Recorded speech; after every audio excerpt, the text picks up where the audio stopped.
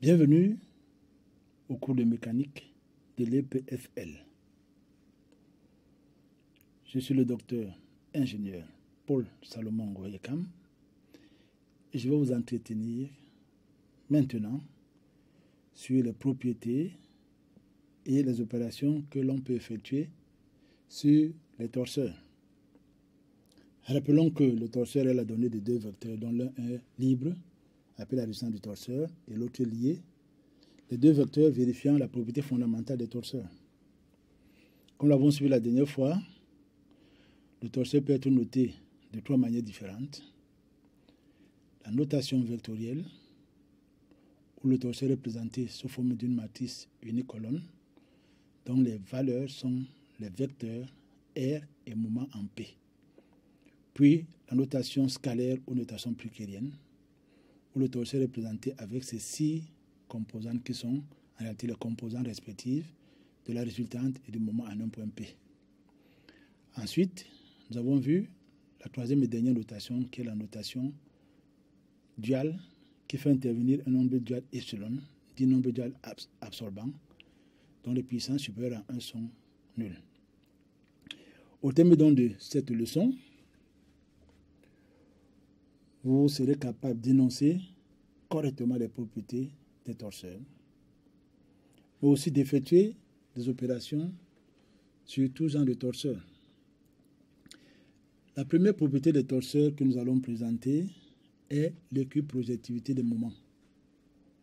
Ça veut dire que le moment en un point P quelconque de l'espace et le moment en un point Q quelconque de l'espace, si ces deux moments sont projetés sur l'axe qui relie les deux points de l'espace P et Q, ils donnent la même valeur. Donc, soit on montre l'équiprojectivité du champ des moments d'un torseur quelconque, à savoir, quel que soit le point P et Q de l'espace affine, moment du torseur au point P, projeté sur PQ, donc sur la droite PQ, donne la même valeur que le moment du torseur en Q, projeté sur PQ.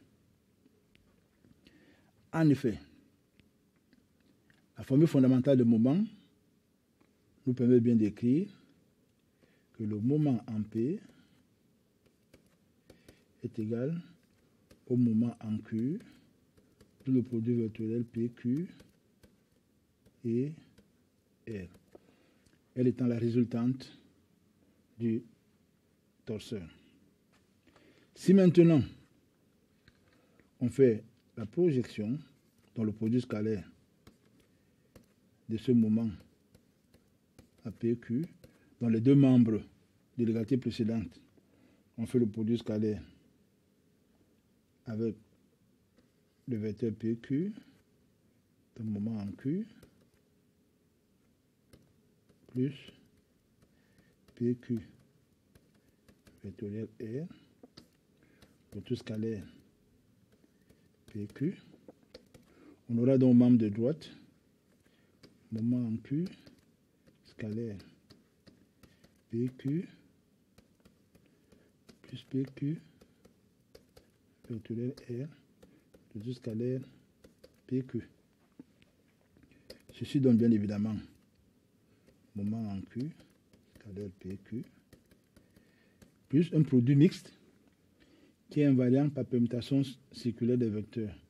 Donc nous aurons ici PQ, vecteur, PQ, vecteur, PQ. Aussi nous avons un produit mixte dont deux vecteurs sont collinéaires et même identiques. Ce produit mixte va donc nous donner 0 et nous restera moment en P, scalaire PQ, égale moment en Q, scalaire PQ.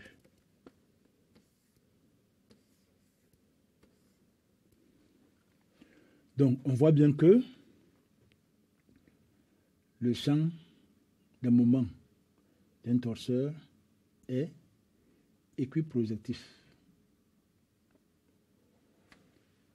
Et on on montre, ça ne va pas le montrer, mais c'est possible de montrer, que tout champ équiprojectif est un champ des moments d'un torseur.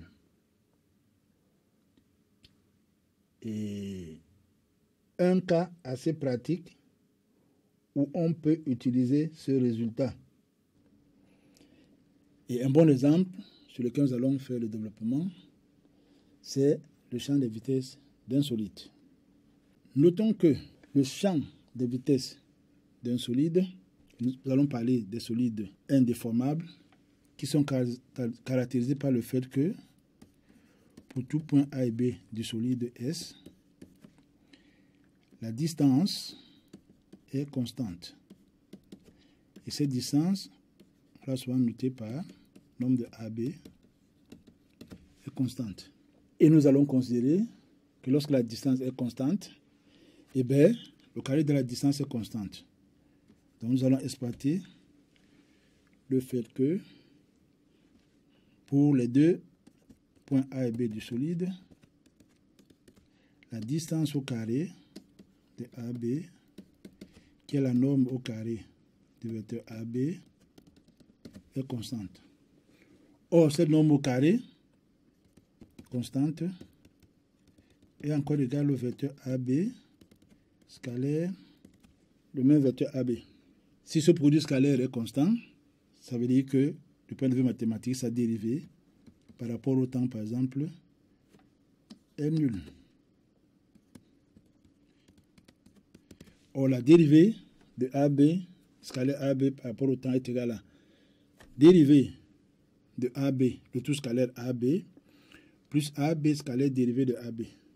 Ceci nous donne directement 2 fois AB scalaire dérivé par rapport au temps de AB.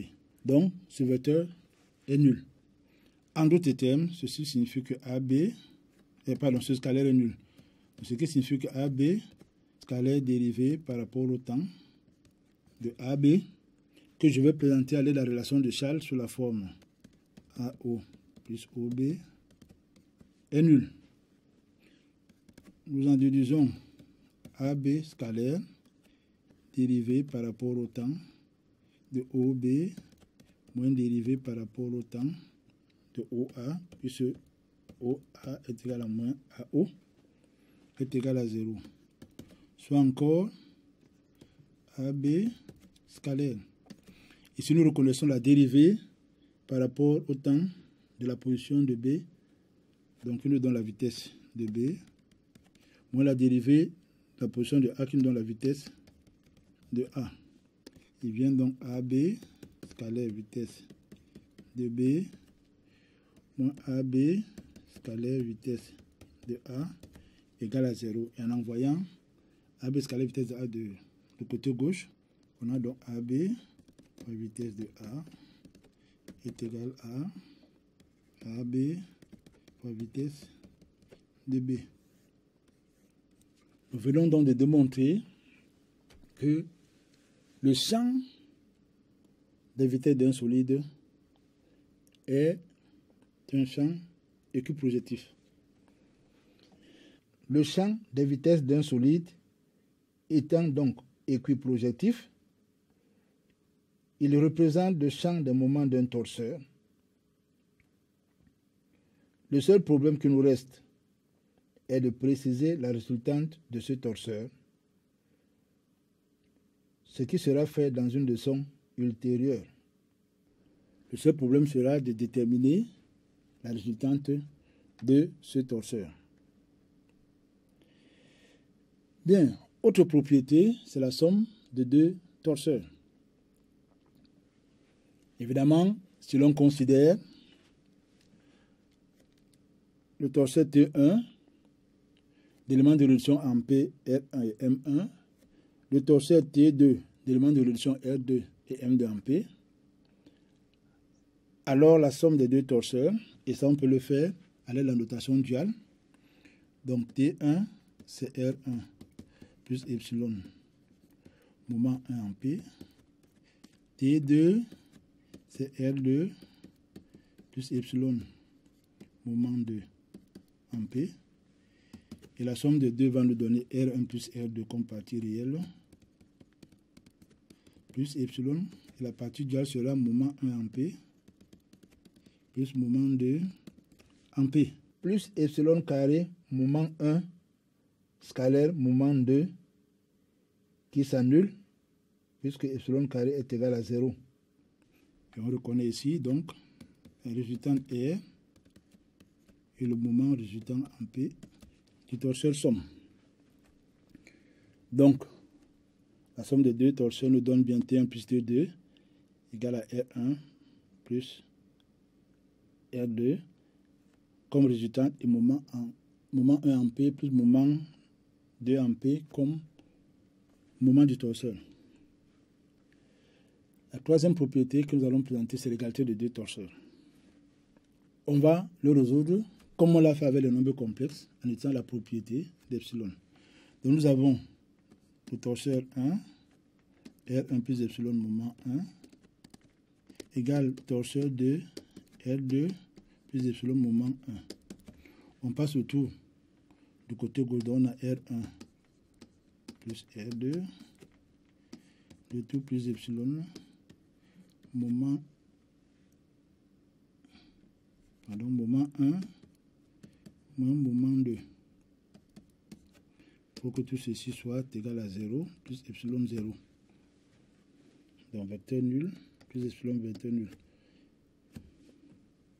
Bon, évidemment, ceci nous conduit aux égalités R1 moins R2 égale au vecteur nul. Et moment 1 moins moment 2 égale au vecteur nul. Pour l'on tire R1 égale à R2 et moment 1 en P égale moment 2 en P. Condition pour que deux torseurs T1 et T2 soient égaux.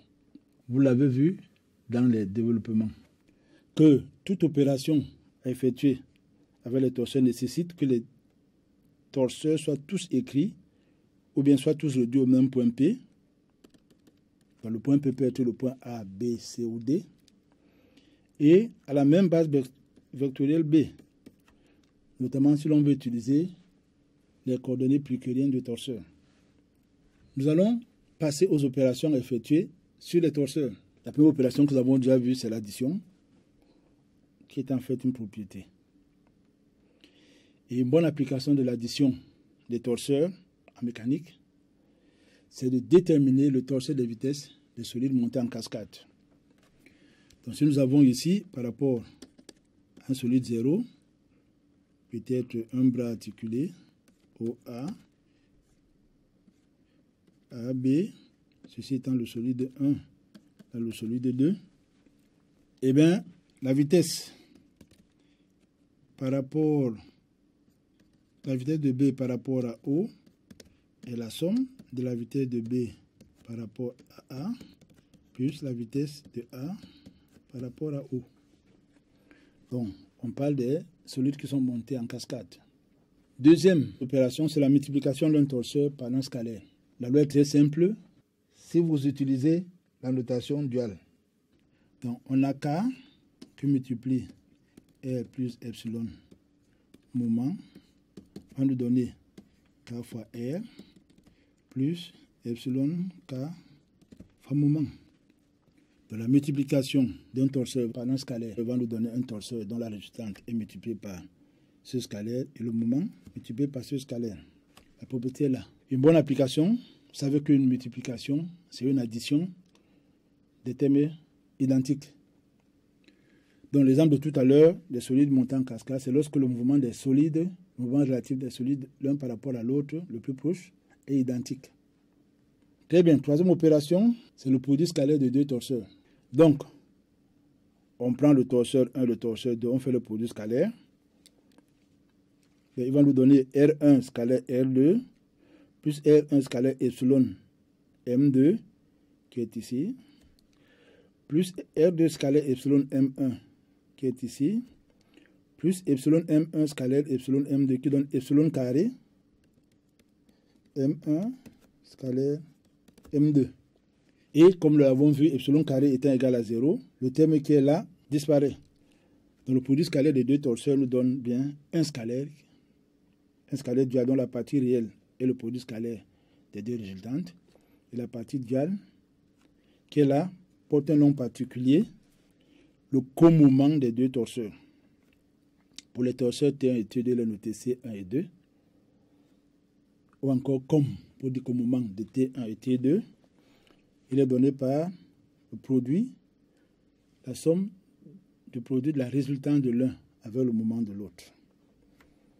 Ce comoment aussi noté T1 étoile T2, qu'on appelle produit torsoriel des deux torseurs, ou encore tout simplement produit des deux torseurs. Ce comoment est un invariant scalaire. Soit donc à montrer que le comoment des deux torseurs est un invariant scalaire. C'est-à-dire, quel que soit le point A et B choisi dans l'espace, le comoment, lorsque les torseurs sont réduits en A, est égal au comoment lorsque les deux torseurs sont réduits en B. Notons que le torseur T1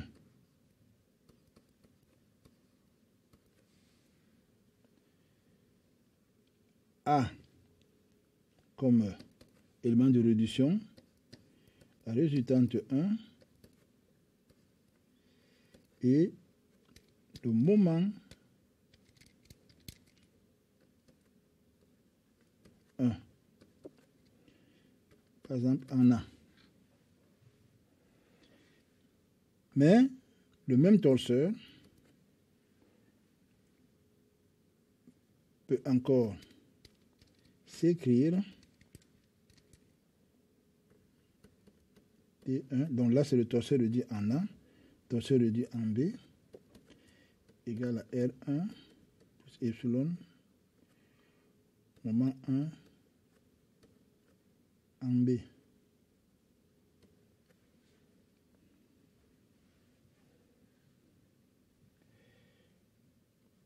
Le torseur T2 réduit en A aura la même résultante, non, aura une résultante R2, pardon, plus epsilon, moment 2 en A.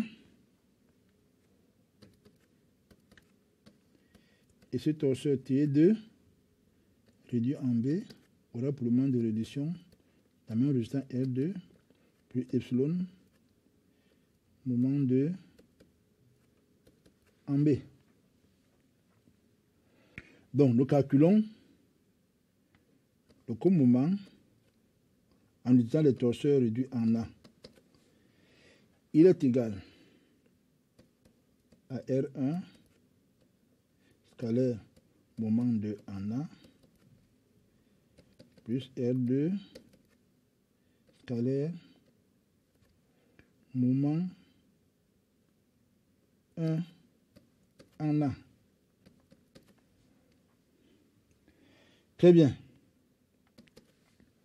Or, nous savons que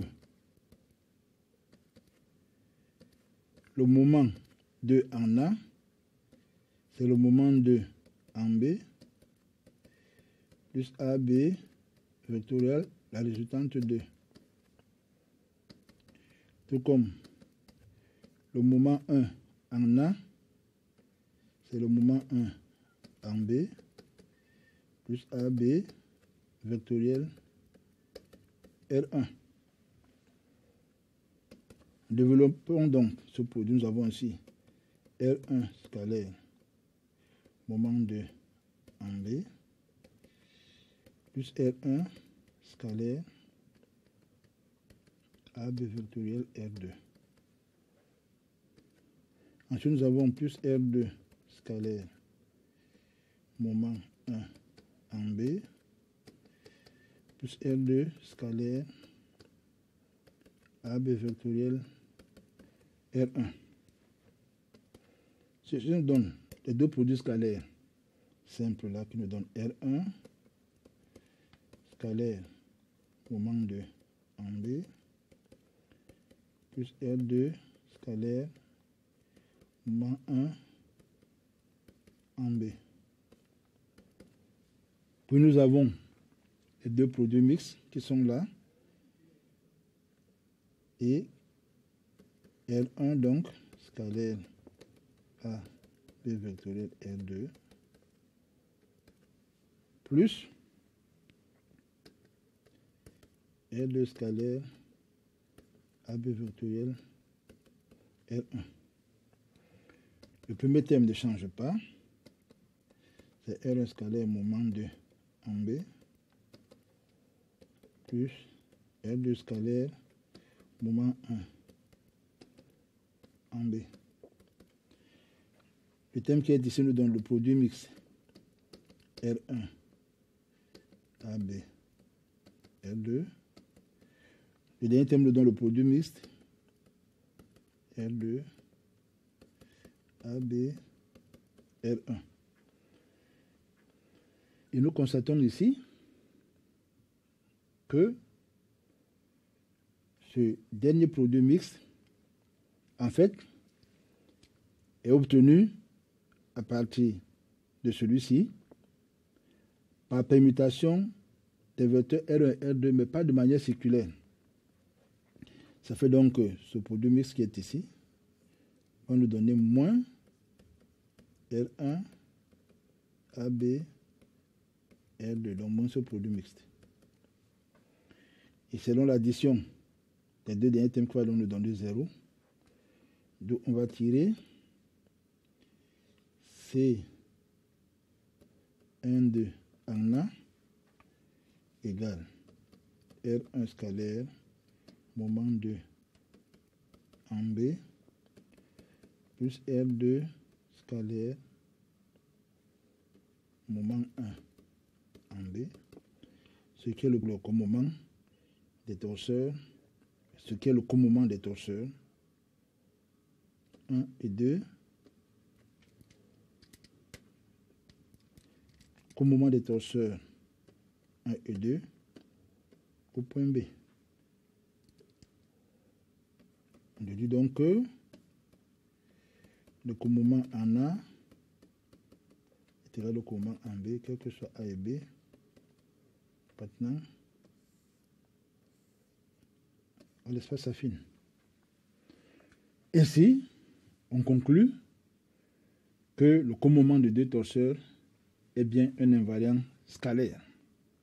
Le commomment au produit torsoriel de deux torseurs trouve son application dans la partie énergétique, notamment en considérant l'énergie cinétique.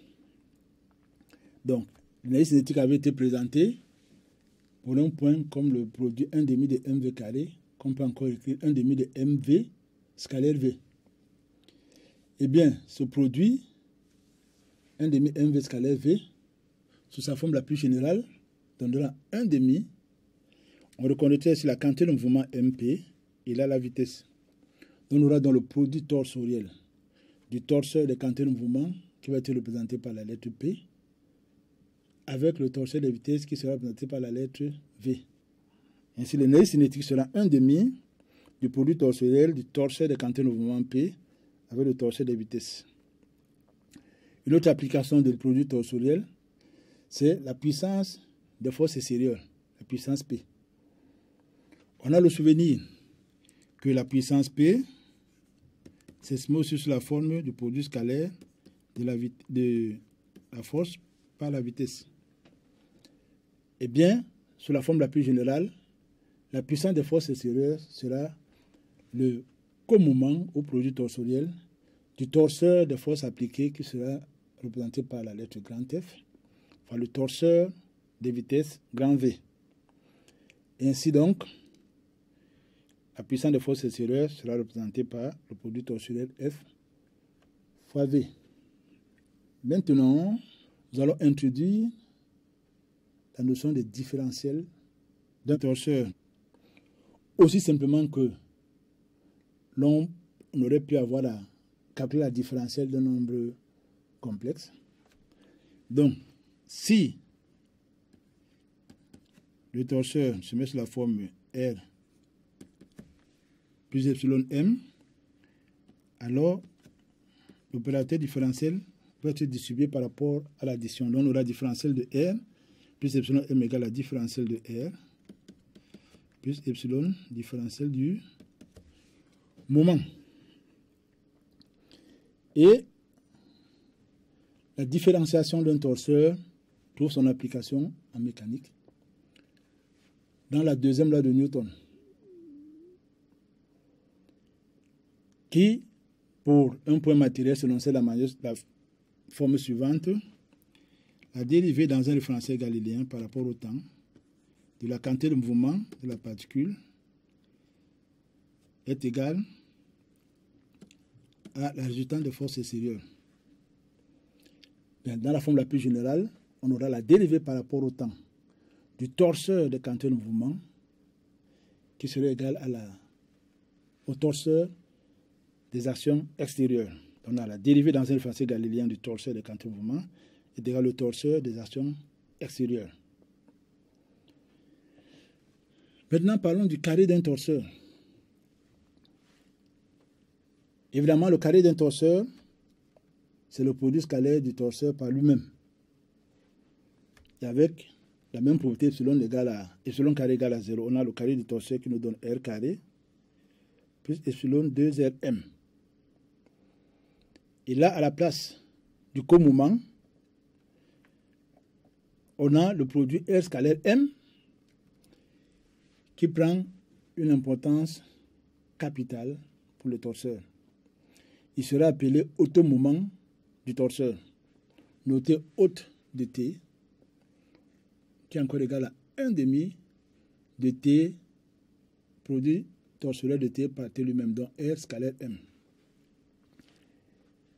Et c'est cet automoment qui servira à définir les types de torseurs. À ce moment, nous avons le plaisir de vous remercier pour votre attention par rapport aux propriétés que nous avons définies sur les torseurs, aux opérations qui peuvent être effectuées par les torseurs. Nous faisons une pause. À la suite du prochain cours, nous allons parler de la typologie, donc les différents types de torseurs, et des éléments centraux des torseurs. Je vous remercie.